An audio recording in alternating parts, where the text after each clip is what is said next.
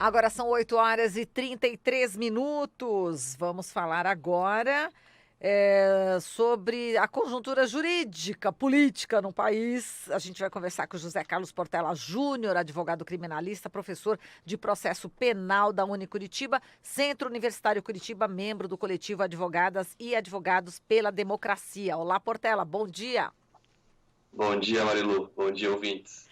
Bom, Portela, vamos falar já do ex-presidente Lula, né? A gente acabou de ouvir, de ver o ex-presidente Lula, que deu entrevista aí ao Brasil de Fato. E, bom, a notícia, né, que está repercutindo bastante, que o procurador da República da Quarta Região, Maurício Gerum, pediu ao Tribunal Regional Federal da Quarta Região que anule a condenação de 12 anos e um mês do ex-presidente Lula no caso que envolve o sítio de Atibaia, né? E a corte, o STF, né, já anulou outra condenação da Lava Jato e definiu que delatores façam também seus depoimentos antes de delatados em ações penais. Bom, queria que você comentasse essa notícia inicialmente, como é que você está vendo, né, esse recuo aí da Lava Jato nesse caso? É curioso que agora, né, depois de tanto tempo em que se debate a legalidade da Lava Jato, alguns agentes da Lava Jato queiram corrigir os rumos dessa operação que a gente sabe que tem cunho político, né, que se trata daquilo que a gente chama de lawfare, o uso do processo, do direito para finalidades político-partidárias. E isso é surpreendente, mas também há uma explicação, né, pelo fato de que houve uma decisão nesse sentido no Supremo, e aí, nesse caso, em haver uma decisão nesse sentido no Supremo, avançar com um processo que se sabe que se vai chegar lá na frente e vai poder ser anulado, seria de uma tentativa esdrúxula de um ataque, né, à dignidade do acusado, no caso seria o presidente Lula. Então, me parece que essa tentativa de trazer um pouco de legalidade para dentro de um processo que é claramente político me mostra que o STF conseguiu minimamente colocar um pouco no trilho essa operação da Lava Jato, né? E os desdobramentos disso, como você menciona, já são alguns casos anulados, né? A perspectiva, inclusive, de uma mudança de entendimento do Supremo em algumas questões que até então eram defendidas arduamente pelos ministros do STF, né, o caso da prisão em segunda instância. Então a gente vai vendo que o Supremo está tentando corrigir algumas questões aí que foram muito polêmicas na condução da Lava Jato e que certamente levariam à destruição do Estado Democrático de Direito. Agora, Portela, a gente falando aqui do julgamento, né, do STF que prossegue hoje a respeito da execução antecipada de pena após a condenação em segunda instância, nesse tipo de julgamento tem sempre me chamado a atenção a postura do ministro Luiz Roberto Barroso, a gente até já comentou em outras ocasiões, mas ontem ele citou estatísticas para dizer que, na verdade, a execução antecipada não tinha alterado em nada ali a questão do encarceramento em massa, e foi muito curioso, porque ele quis dizer isso e a estatística que ele mostrou, na verdade, existe uma redução pequena do crescimento, mas que continua crescendo o encarceramento em massa. Agora, não que uma coisa tenha a ver com a outra, tanto que o Toffoli respondeu que isso pode ser devido, por exemplo, à introdução das audiências de custódia.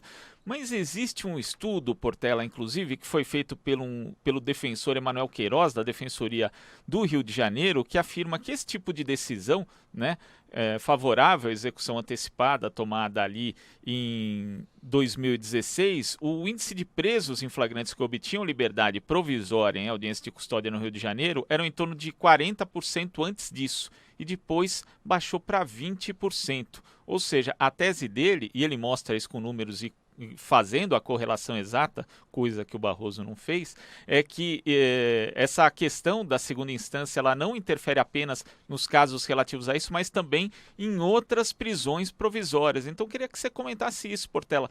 Como o STF pode sinalizar, na verdade, para o aumento da lógica do encarceramento em massa quando a gente já tem um problema que é explosivo hoje no Brasil? É porque quando se banaliza o uso da prisão, como se tem feito nos últimos anos no Brasil, e com apoio do Supremo, quando mudou a sua posição referente a esse tema da prisão em segundo grau em 2016, você manda um recado para todo o judiciário de que a prisão deve ser uma medida primeira a se tomar um processo, quando na verdade a Constituição diz que a prisão ela tem que ter caráter excepcional. A prisão, por cercear um direito mais caro do acusado, que é a sua liberdade, e que ainda ele é presumidamente inocente, e portanto deveria aguardar o seu julgamento em liberdade, essa seria a regra.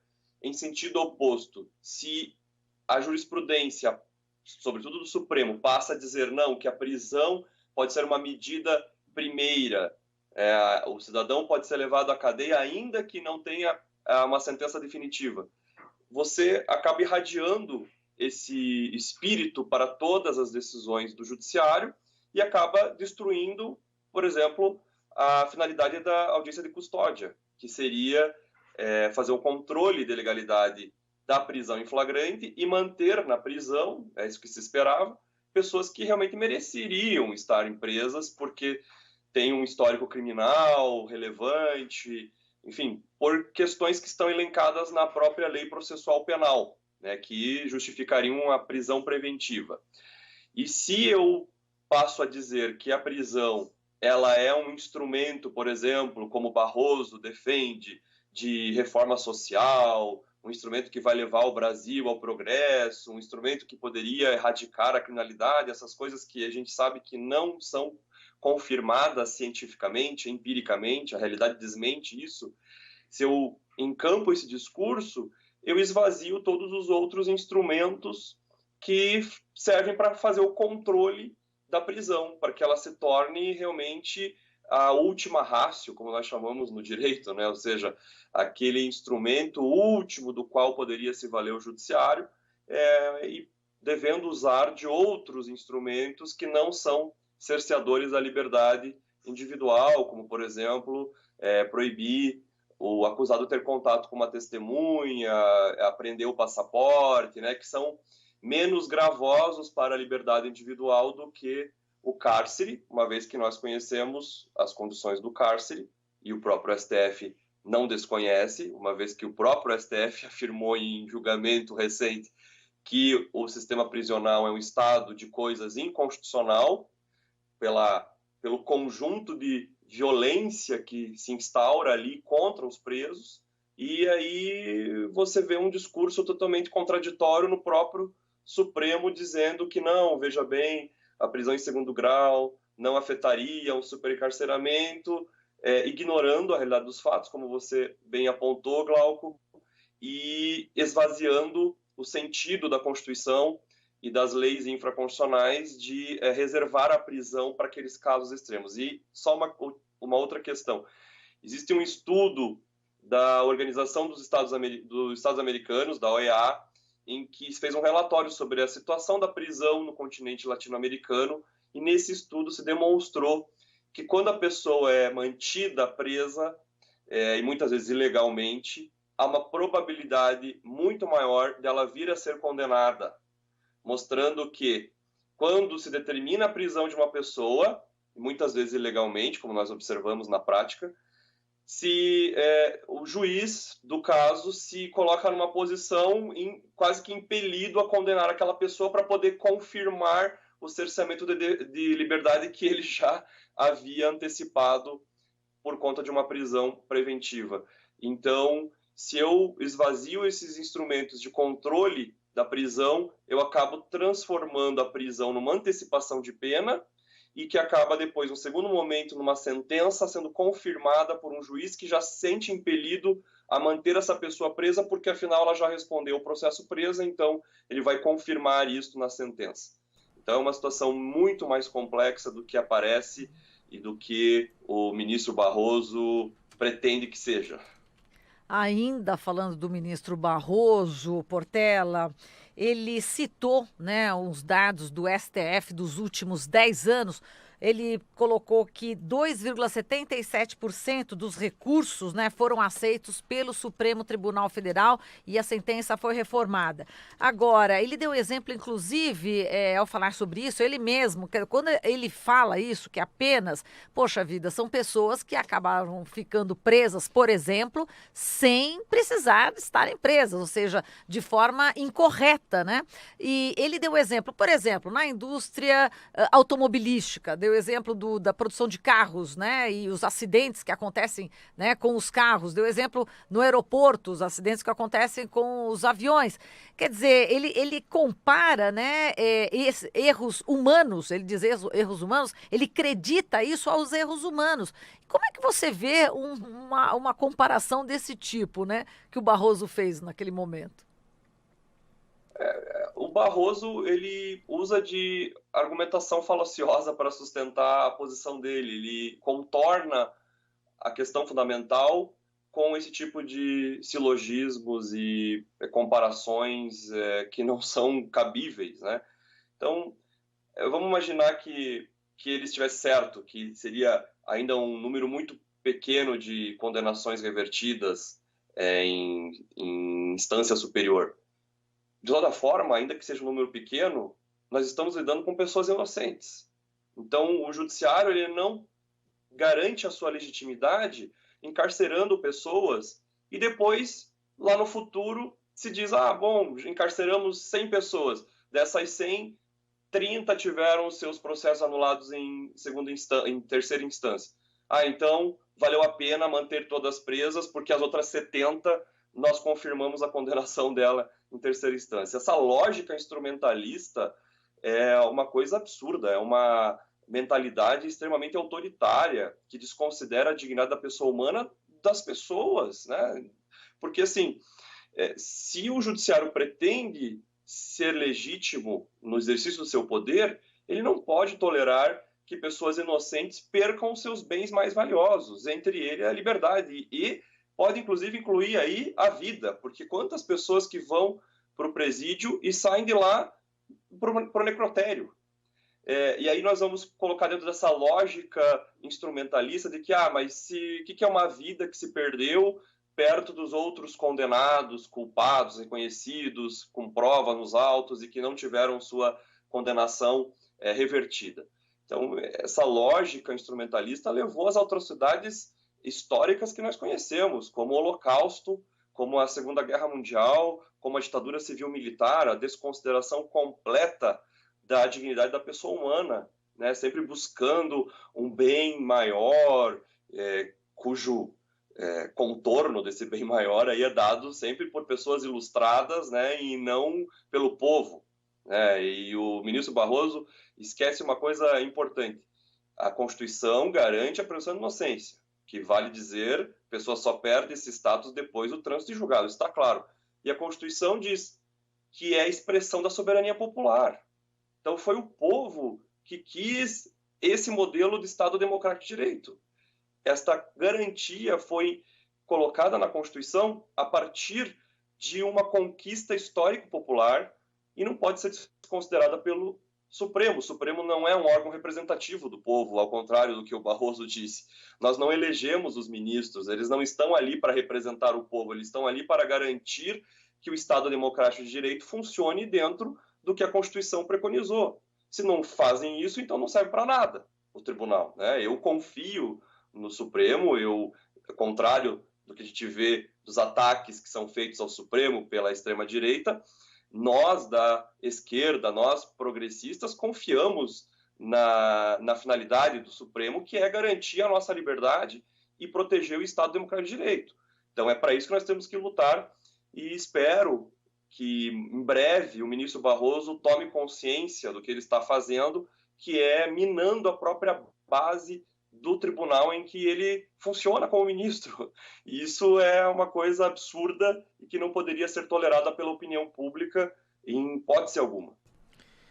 E tem outra questão também nessa estatística do Barroso, é que ele só leva em conta ali a questão de reversão de condenação, mas não reformas, na verdade, em relação a uma decisão estabelecida ali. Por exemplo, se a pessoa teve a pena diminuída, mudou ali a dosimetria no STJ, por exemplo, como aconteceu com o ex-presidente Lula, que a partir daquele momento ele já tinha o direito ao regime semiaberto, e isso acontece bastante também, só que isso não entra na conta do Barroso, e é uma diferença significativa, estar dentro ou fora da cadeia, né, havendo ou não condenação. Mas, Portela, eu queria saber de você o seguinte, parece que hoje a gente já vê que existe uma maioria, salvo se houver alguma surpresa, né, em relação ao voto da ministra Rosa Weber, existe uma maioria contra a execução antecipada de pena, né, após condenação em segunda instância. Só que já surgiu ali, como a gente sabe que hoje também existe uma influência muito grande da questão política no Supremo Tribunal Federal e no Poder Judiciário como um todo, uma solução aí de meio termo, né, do que seria colocada na mesa pelo ministro Dias Toffoli, onde a prisão aconteceria após esgotados os recursos possíveis no STJ, o que seria ali uma espécie de terceira instância. Como é que você vê a possível adoção desse meio termo jurídico aí que nem vai, que na prática também desrespeita a Constituição? Claramente desrespeito à Constituição, como eu afirmei, a presunção de inocência nos termos do texto constitucional só se esgota com o trânsito em julgado. O trânsito em julgado significa que não há mais possibilidade recursal e ir ao STF é uma possibilidade recursal. E é bom lembrar que, vou dar um exemplo, se a minha condenação é confirmada em segundo grau no Tribunal de Justiça do Paraná, eu tenho 2 caminhos recursais possíveis pela lei. Eu posso recorrer ao STJ, se eu tiver questões de natureza de aplicação, de discussão, de aplicação da lei federal, ou eu posso ir ao STF. E também eu posso ir aos 2 ao mesmo tempo, ao STF para discutir questões de natureza constitucional.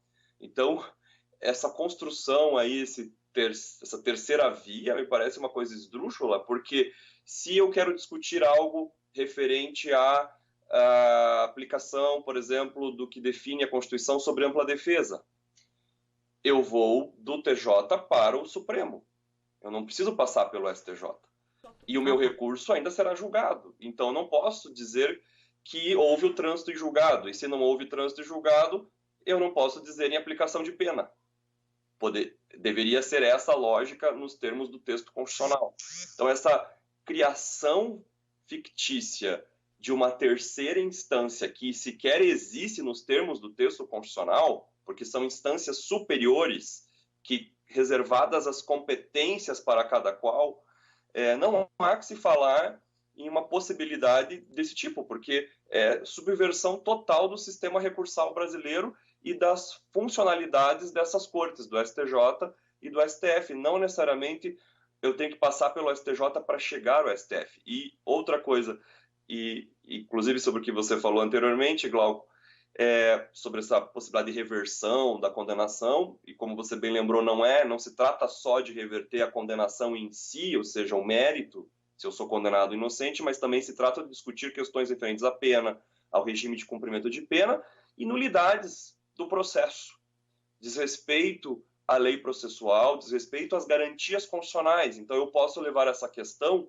de nulidade do processo tanto para o STJ, se eu for discutir do ponto de vista do Código de Processo Penal, como também para o Supremo, sem precisar passar pelo STJ, se eu discutir isso do ponto de vista de uma garantia constitucional. Então, assim, me entristece muito ver esse tipo de debate, porque é baseado em má informação, manipulação da opinião pública, que é feita acreditar que essas instâncias superiores funcionam como instâncias uma acima da outra e que daí leva o público a acreditar, olha só, o Brasil tem 4 instâncias. Isso é uma mentira, isso é uma manipulação tremenda e me espanta ver que ministros do Supremo defendam um negócio desses assim às escancaras, o que é um absurdo completo do ponto de vista constitucional. Agora, eu só queria que você comentasse também uma fala do ministro Alexandre de Moraes, que ele disse que as provas no processo criminal são analisadas na primeira e na segunda instâncias, né? Depois os recursos no STJ e depois no STF. Agora, e quando a pessoa acaba sendo culpabilizada sem provas? E aí? Pois é, aí que tá. Aí, olha só como a coisa é também dramática para os acusados, da forma como se estabeleceu o sistema recursal no Brasil. Porque se eu sou condenado sem prova em primeira instância, recorro à segunda instância, a segunda instância confirma minha condenação absurda, sem provas. Eu não posso discutir questão probatória no STJ e no STF. Então, morreu a questão probatória no Tribunal de Justiça ou no TRF. Isso é um absurdo, porque se os outros tribunais agiram de maneira ilegal, a minha única saída será tentar demonstrar, do ponto de vista de uma nulidade, que faça com que o STJ ou o STF pudessem acolhê-la e aí anular este processo e remetendo esse processo novamente à instância ordinária, que pode repetir os mesmos vícios, como a gente imagina que possa acontecer, por exemplo, no caso da Lava Jato, uma vez que os juízes federais de primeira instância no Paraná são um grupo que conversam entre eles sobre as decisões que vão ser exaradas. E eu estou falando isso não de maneira leviana. O que me comprova o que eu estou falando é a questão da Gabriela Hart ter copiado a sentença, né? Quando ela foi dar a sentença do sítio, ela copiou a sentença do apartamento, do triplex, do presidente Lula. E o texto era uma cópia, com erros, inclusive, crassos ali, porque o texto era um texto que era copiado de uma outra sentença. Isso me mostra que os juízes combinam os vereditos, o que é uma coisa totalmente absurda, esdrúxula. Mas veja como é dramático isso para o acusado também, né? Então, também isso tem que ser levado em conta nessa discussão.